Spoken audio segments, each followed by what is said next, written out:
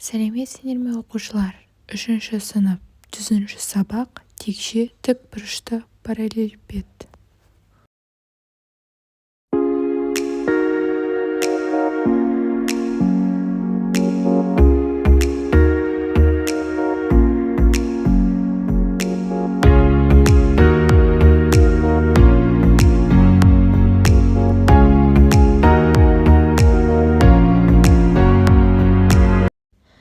Екінші есепте текшені сағат тілімен айналдырды.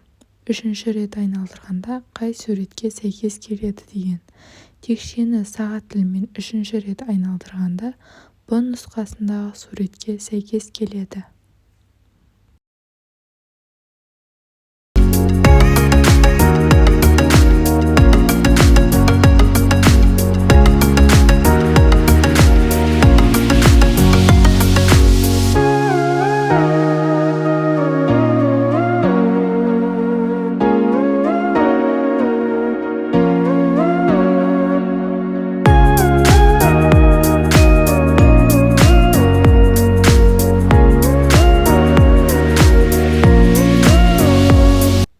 Кәдесый жасау үшін А4 қағазын аламыз және сонымен қатар түрлі түсті қағаздар, желім, қайшы, тағы басқа керекті құрал-жабдықтардың бәрін дайындаймыз.